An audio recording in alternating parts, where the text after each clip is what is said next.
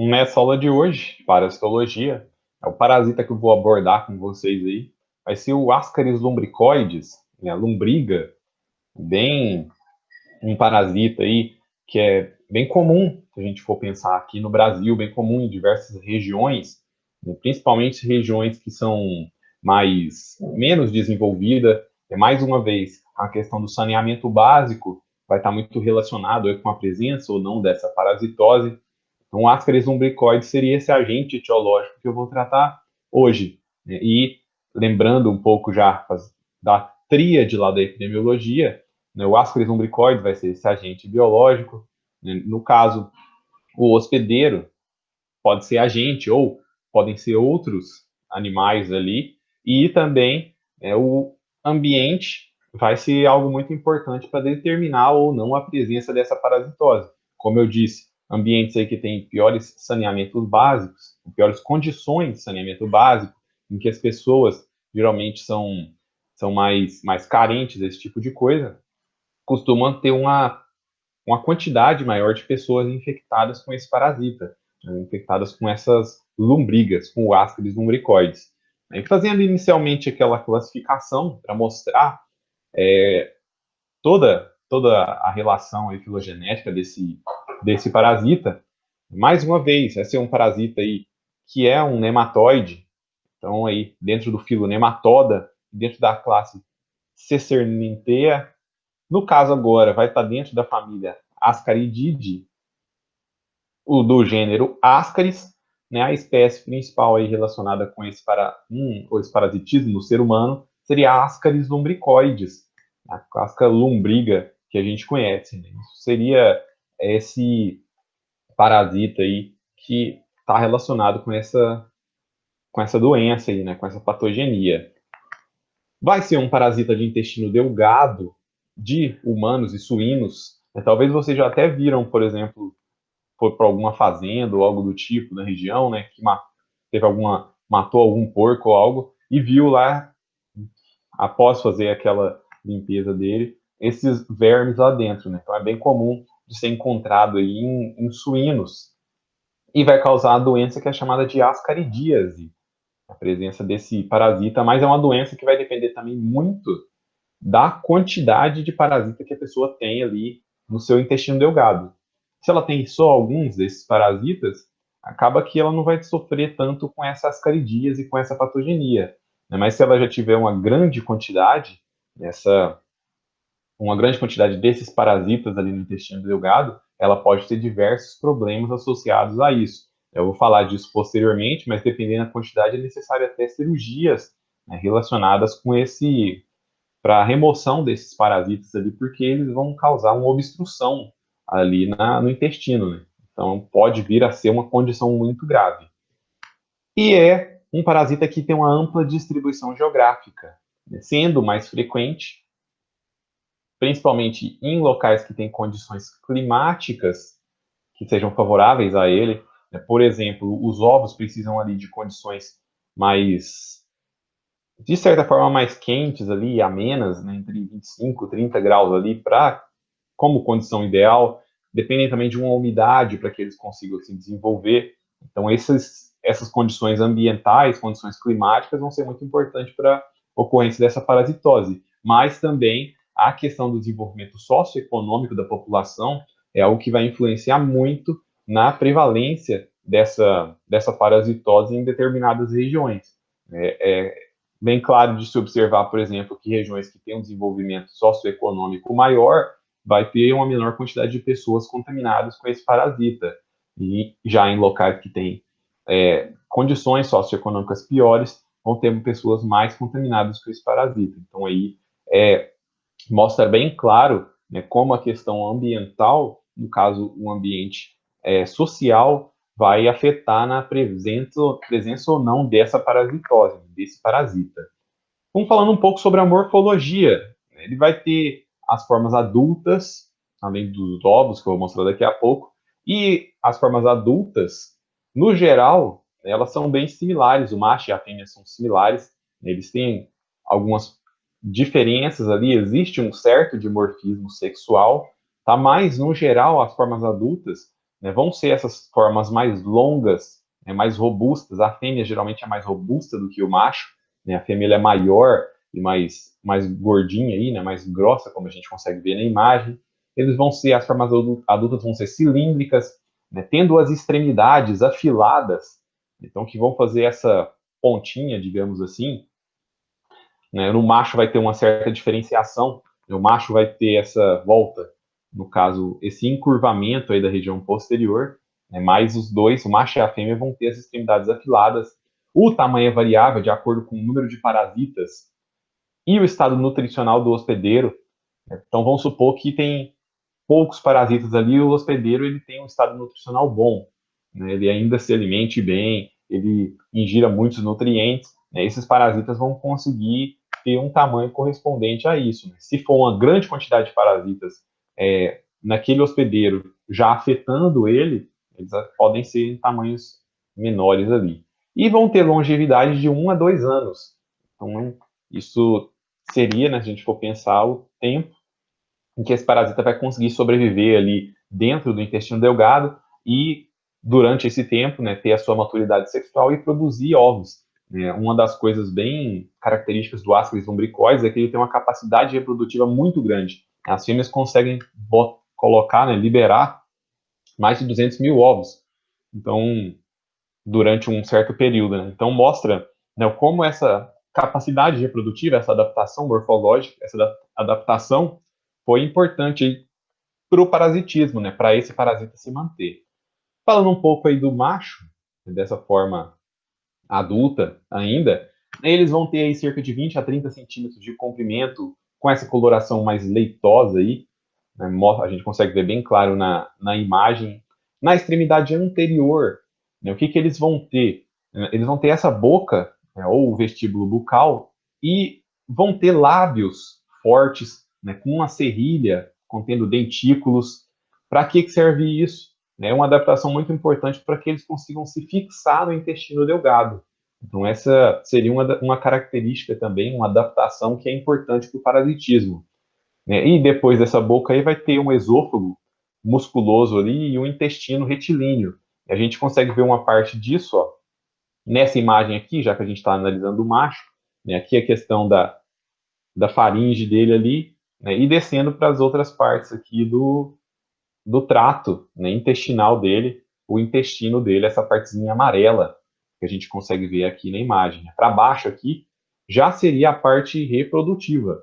Então ele vai ter testículos filiformes, que a gente vê esse testículo filiforme, ó, que tem essa forma alongada, digamos assim, né, que está fazendo essa curva aqui, né, mas ele é alongado, não seria um testículo arredondado, e enovelado, que vai ter ali um ducto deferente, né? Lembra do ducto deferente, que é o ducto por onde vai passar esses gametas, que vai se abrir, né, lá, no caso, próximo à extremidade posterior, né, abrir na cloaca. Então ele vai ter na extremidade posterior, que é essa extremidade mais arredondada aqui, essa extremidade curvada, é onde vai estar essa estrutura, essa abertura aí dessa cloaca, onde ele vai liberar esses gametas. E lá também, nessa extremidade posterior, ele tem duas estruturas que são importantes para a reprodução, que são chamadas de espículos. Né? Os espículos copulatórios, a gente vê escrito nessa imagem, ó, seriam duas estruturazinhas, imagina como se fossem umas projeções ali da pele deles, assim, né? Projeções ali da estrutura, que são órgãos acessórios na cópula. Né? Ele é importante ali na hora de acontecer a cópula, acontecer essa troca de gametas.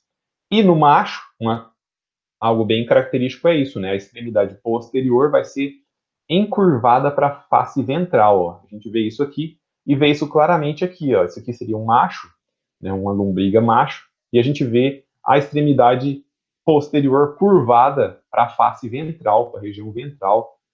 Isso é uma característica, uma forma de distinguir o macho da fêmea.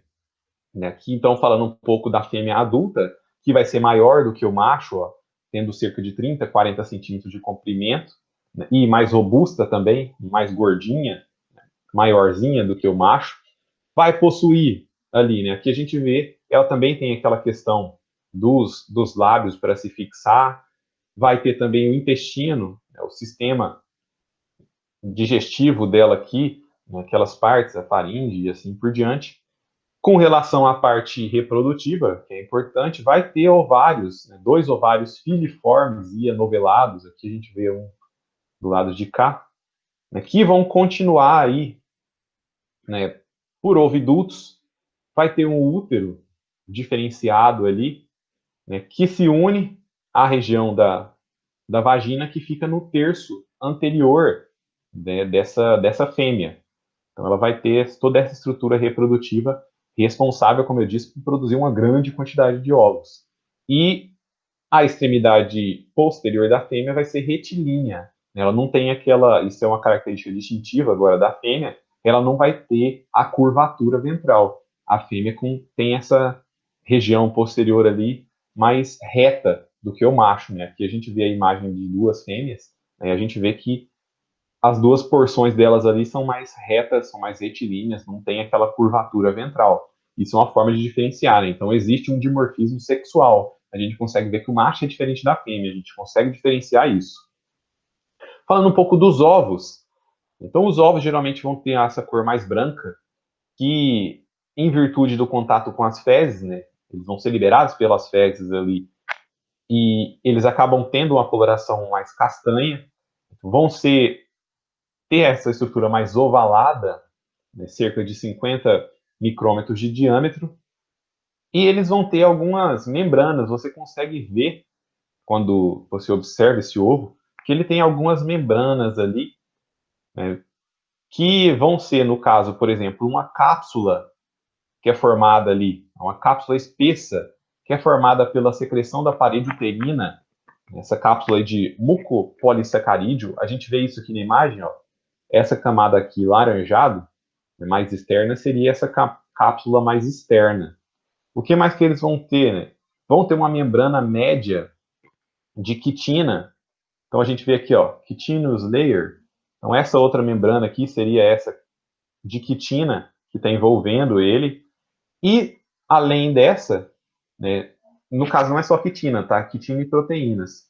Tem uma outra mais interna, que é mais delgada, que vai ser impermeável à água, né, e que vai ter ali também proteínas e lipídios responsáveis pela resistência. Aqui a gente vê, ó, lipid layer.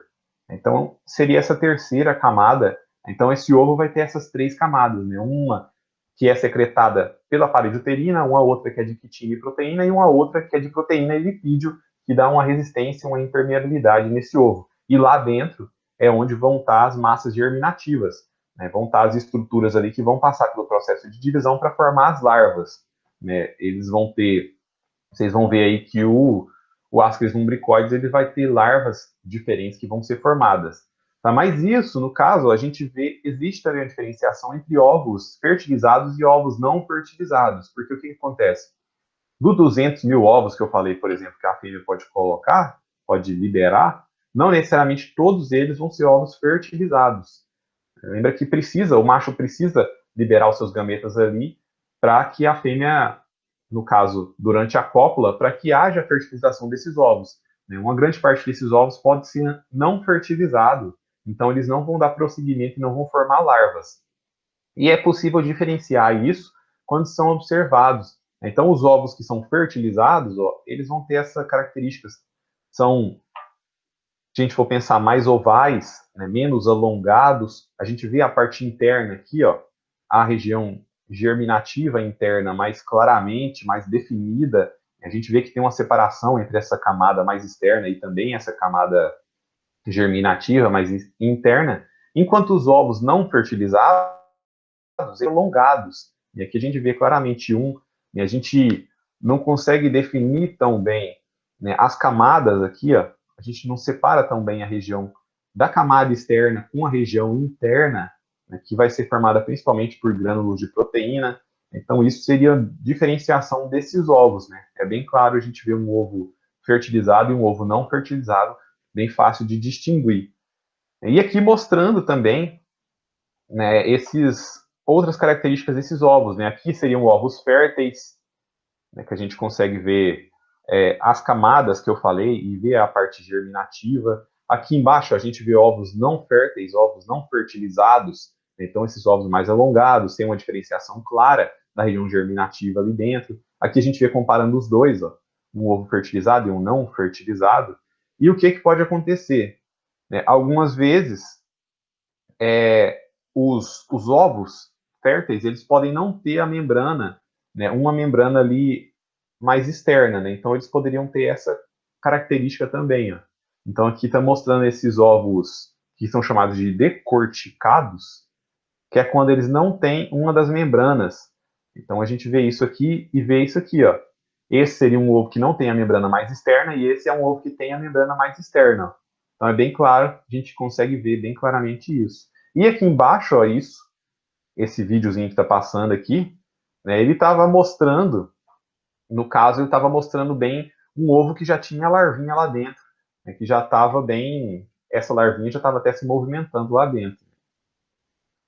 Com relação à biologia, com relação ao habitat desse indivíduo, ele vai ser encontrado lá no intestino delgado, principalmente no jejuno e no ilho, aqui mostrando, ó, então, o intestino delgado, então a região do ilho, que seria essa região mais próxima aqui do intestino grosso, e o jejuno, que seria essa outra parte logo após o duodeno. Lembra que é o duodeno, a primeira parte do intestino delgado, depois vem o jejuno e o ilho. Ele vai estar nessa outra fração maior aí do intestino delgado, podendo ocupar todo o órgão em infecções maciças, infecções intensas. Lembra que eu disse, a questão da patogenia que vai ser causada vai estar muito relacionada com a quantidade dessas lombrigas que vão ser encontradas, certo? Então, dependendo da quantidade ali, a infecção, eles podem acabar ocupando aí uma grande quantidade desse trato intestinal, E isso vai causar grandes problemas. E eles vão ficar presos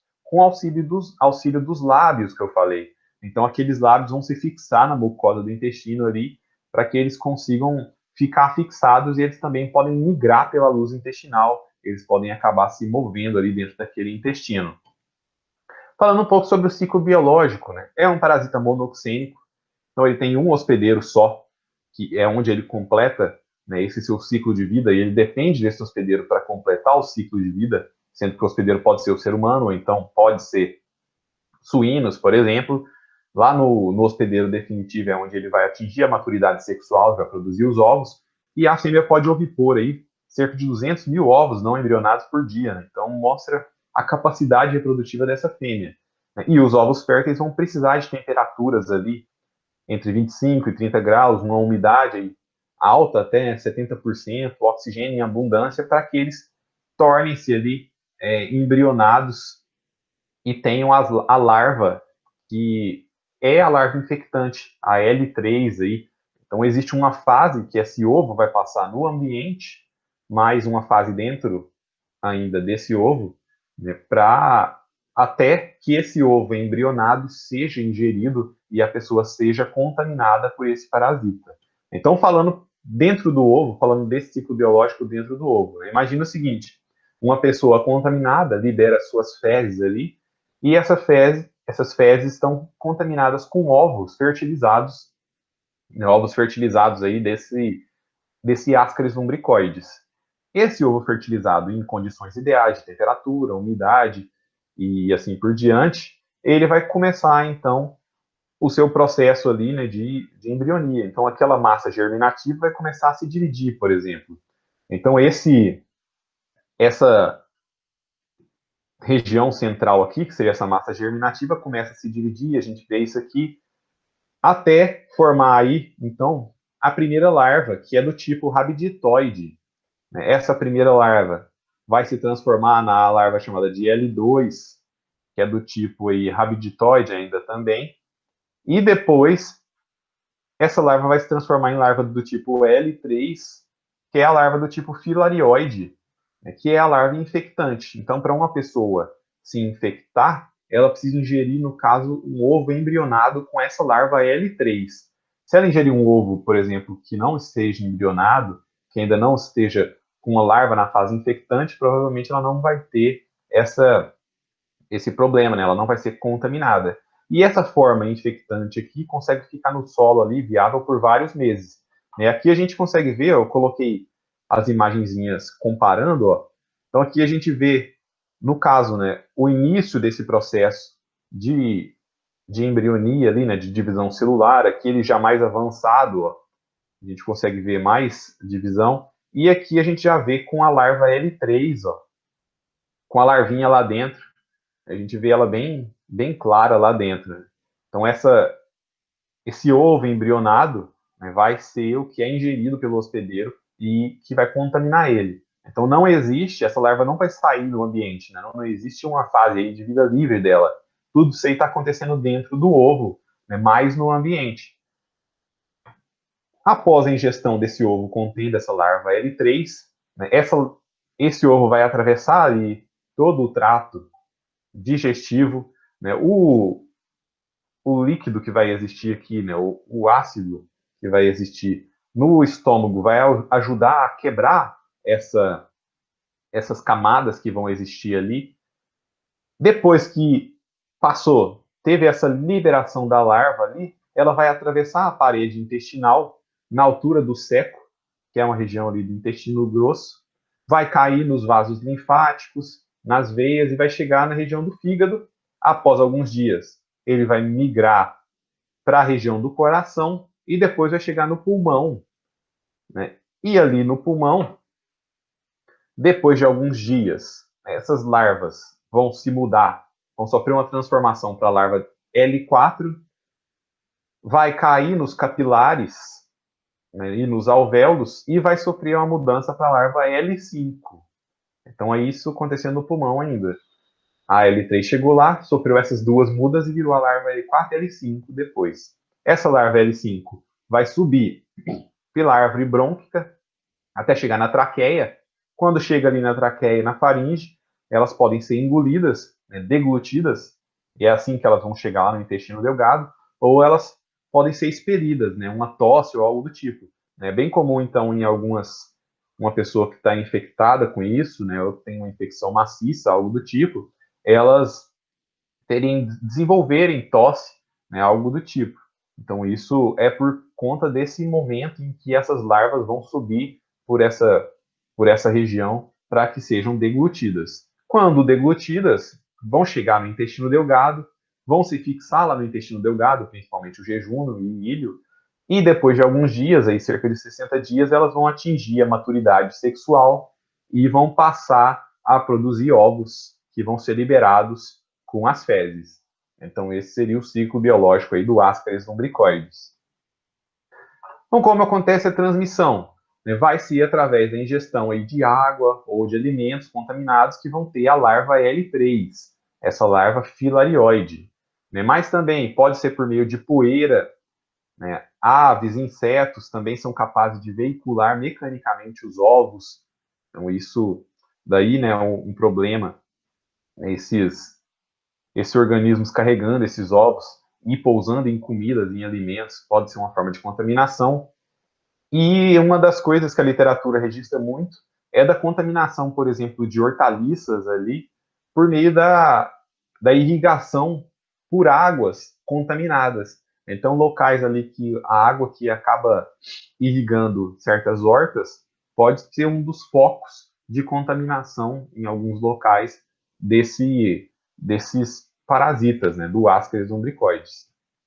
Falando um pouco da patogenia, então vai estar diretamente relacionada com o número de formas presentes do parasita.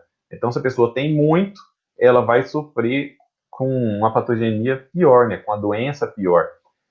Se ela tem menos, talvez ela nem perceba tanto a presença daquele parasita. É muito comum, por exemplo, em crianças, elas terem algumas alterações cutâneas, algumas manchas, por exemplo, manchas circulares, né, umas manchas brancas assim que vão aparecer, né, umas despigmentações que podem aparecer, e acredita-se que é por conta da redução da vitamina A e C no organismo dessas crianças, né, o verme consome essas vitaminas ali, e então, em virtude da falta para a criança, vai acontecendo essas despigmentações.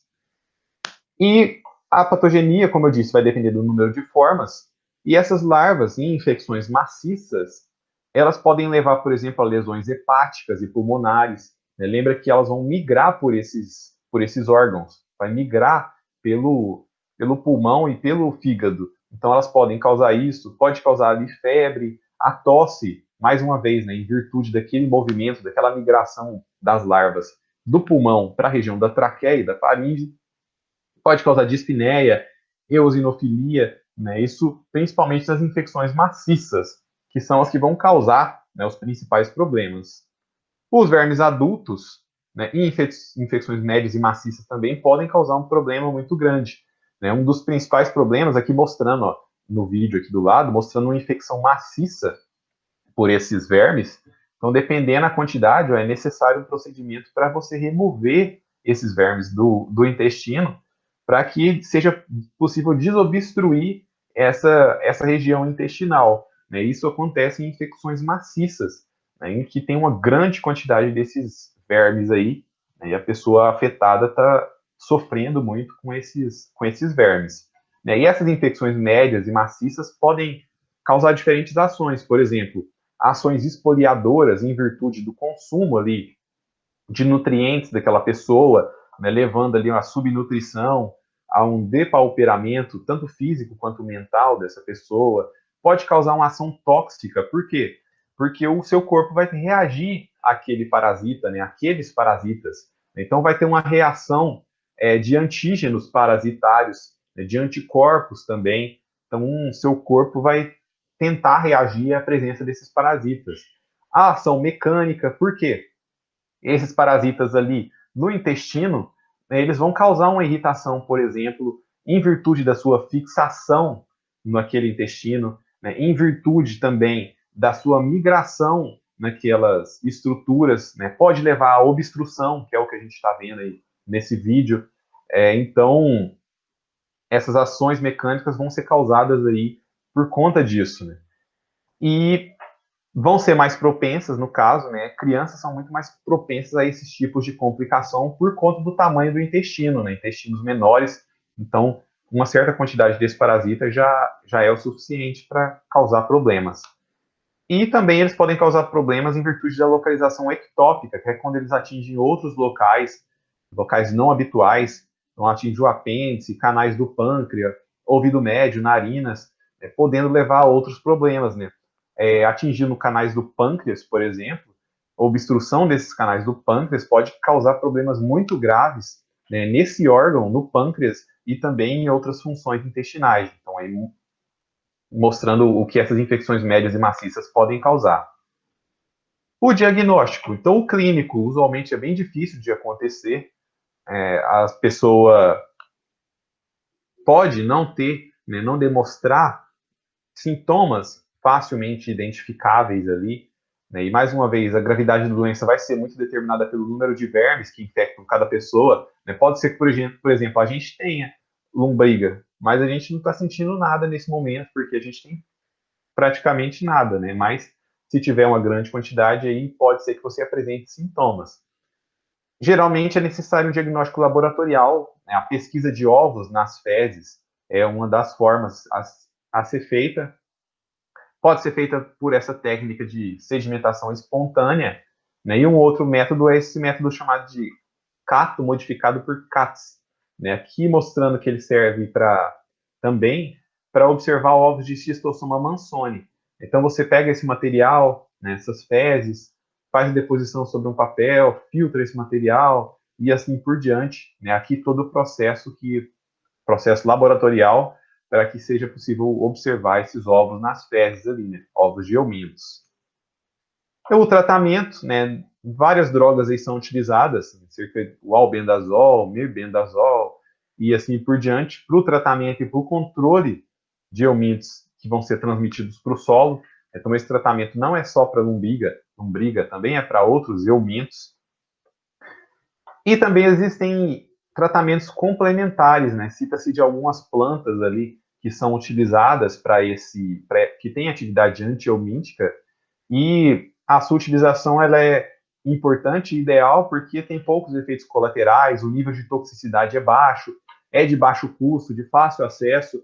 Então, se a gente lembrar que uma das principais populações afetadas seriam populações que têm condições socioeconômicas piores, né, você ter o acesso a tratamentos que sejam de baixo custo e de fácil acesso, facilitaria muito o tratamento dessas populações mais carentes. Com relação à epidemiologia, então, ele é muito frequente em países pobres, né? Estima-se, por exemplo, que a sua prevalência seja de 30%, né, em todo o mundo. Então, 1,5 bilhões de pessoas pode ter isso, né? As condições climáticas vão ser muito importantes para as taxas de infecção, como eu disse. Os ovos precisam de condições ideais climáticas para que eles consigam se desenvolver. Temperatura, umidade, então isso afeta muito e existe ali uma prevalência baixa em regiões mais áridas, porque esses ovos não conseguem sobreviver. E aqui mostrando um mapa do país, né, meio antigo aí, mas dá para a gente seguir, a gente consegue ver que no país inteiro praticamente, né, existe a presença desse parasita. Em regiões aqui mais litorâneas, mais uma vez, acaba que é uma região, são regiões que têm uma alta prevalência, né, em outras aqui, só em alguns locais vão ter alta prevalência, e a região do sul ali, né, seria uma região que tem uma prevalência mais baixa. E enquanto fazia esse trabalho também, né, ainda falando de epidemiologia, né, eu achei um dado aí de 2018 que falava disso, né, que provavelmente as verminoses aí afetam 36% da população entre crianças. Né? No Brasil, ela afeta 36% da população. E entre crianças, mais da metade das crianças seriam afetadas por esse parasita. E, principalmente, por conta da questão do saneamento básico. Né? A falta do saneamento básico é o que influencia muito a presença dessa parasitose. O controle. Então, o tratamento em massa, né, das áreas em que as pessoas têm essa contaminação constante seria uma das formas. Além disso, a preocupação ali com o tratamento das fezes humanas que possam ser utilizadas, por exemplo, em fertilizações aí. Então, se for fazer trabalhos, por exemplo, relacionados ali com lodos de esgoto ou algo do tipo, ter uma preocupação com a presença ou não desses ovos, desse parasita. O saneamento básico é algo principal, né, uma forma principal de evitar isso, né, e é até um investimento, né, porque se você faz esse saneamento básico, você vai estar reduzindo o número de pessoas contaminadas e provavelmente reduzindo a necessidade delas de atendimento de saúde. Então, seria um investimento ali nas pessoas e evitando, né, problemas a longo prazo. E uma educação para a saúde, né, ensinar para as pessoas ali a questão de ferver a água e filtrar a água, caso elas não tenham acesso a uma água tratada, lavar bem os alimentos, manter a higiene pessoal também em dia, né, cortar unhas, né, já que unha grande pode ser um local onde esses ovos vão ficar ali, lavar sempre as mãos. Então, essa educação voltada para a saúde aí é algo que pode auxiliar nesse controle.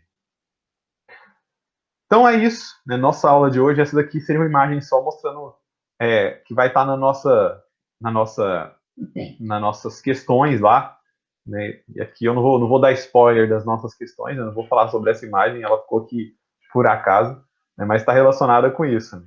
Então, a nossa aula de hoje foi sobre esse Ascaris umbricoides. Espero que tenha ficado claro aí. Né? Ele é um parasita, acho que não tem um ciclo de vida tão complicado, né?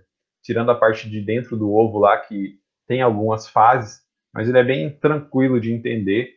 E assim como vários outros, né? A questão do saneamento básico é algo que define a presença ou não desse parasita aí no ambiente. Certo? Eu espero que tenha ficado claro. Qualquer dúvida, mandem mensagens e bons estudos.